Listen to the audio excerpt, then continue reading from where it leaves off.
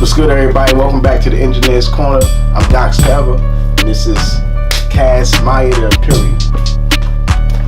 So today, I just wanted to brush on the topic, pretty much discussing engineers that went to school and learned how to engineer in school versus engineers that were self-taught and learned pretty much from experience and, just dabbling and going to internet classes for, references on how to mix. So, that's what we're going to talk about today. How you feel about that? I like that, man. I like the concept you came out with here. I think just like you and I, we're pretty much self-taught and out of necessity, because I believe that necessity brings out the best in, especially sonically, especially musicians. Necessity brings out the best in your ear. Becomes a lot. You're in touch with your ear a lot more than you are if you were just looking at the textbooks and whatnot. So I agree with what Doc's is saying as far as experience is a lot more valuable than school. That's for sure. Yeah, I feel like sometimes when it comes to engineers who come out of school, they come with a certain type of arrogance, right? Rigidness, I guess, or whatever that is. It's kind of like, I know what I'm talking about, I know how it's supposed to sound, and then they really don't. Yeah. Now, what I do like is when people that come from school go into the field of engineering, and it's like a blank slate.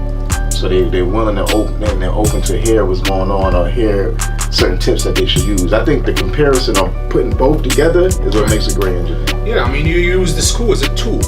School is only a tool. So if it's the knowledge you learn can be applied based on the necessity. It's not like a rule. Like if someone is like, all right, well, you got to cut off this frequency here. You got to take the 2400K, whatever, and cut that all the time. I'm like, nah. Sometimes you need that in certain instruments, and that's not like a rule. It's not like a rule of thumb. Like it's not like we're not here. Like it's not. Nothing is sacred in music. When it comes to engineering, you have to listen. You have to sit. The room makes a difference. The ear makes a difference. The speakers make a difference. The genre makes a difference. And So there's no cut. What do you call it? Cut cake way straight to engineering. It's like everything is like you said, is pretty much ear. You gotta listen. And the only thing I think school is great for is technical stuff. Well, techniques, obviously, techniques for sure, and the language. And technical, and the language. You can speak to an engineer with a language you both understand. Yeah. So you're like, I need this EQ. I need you to compress this much. The threshold needs to be here. I need So these are terms that most people that didn't go to school don't understand, and I think everyone should at some point learn. Not necessarily through school. You can learn through YouTube, university, or whatever. But I feel like you need to learn the terms. Yeah. Just like music, you need to learn the notes, and you need to learn how to read sometimes music, and you need to learn all that stuff to be a producer, like a real producer, or whatever. You can speak it out. So same thing with the engineers. You have to be able to speak out your mind. Yeah. You have to be able to give directions while directions are being understood. So my advice to those of you who care to take it is if you go into school, great, it's beautiful.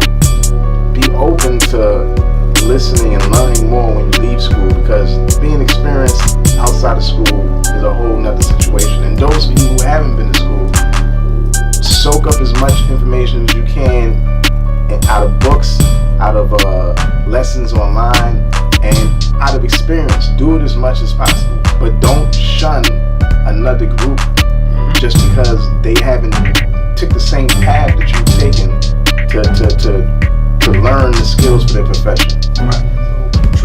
I learned how to engineer pretty much through experience all the way. It was all ear from day one. I just jumped into Pro Tools, started messing with the plugins that came with Pro Tools, and that led to a rabbit hole of me just learning certain techniques and learning what worked, what didn't work. So, that's how I pretty much got into it. Yeah, I remember when you were starting, and I appreciate the Doc's approach, just like always just literally digging in. Like he would dig in into every like little, everything. He would just dig in. And I think that's part of like what makes an engineer as well. Like you have to kind of challenge what you don't know. Because, there's a reason why certain songs sound awesome and beautiful. Is because somebody really kind of spent a lot of time making them sound real good. And it's someone like Docs that spends, that obsesses and spends hours in front of a song. Crazy with it. Yeah, spend hours in front of songs and really break them down. And that's the only way to learn. Basically, I mean, you can learn in a book, but that's not going to do much. Nah, not really. I don't think so. But it's needed. It's like I said, it's a good balance. Yeah, definitely. So yeah, man, I want to thank everybody for watching the Engineer's Corner.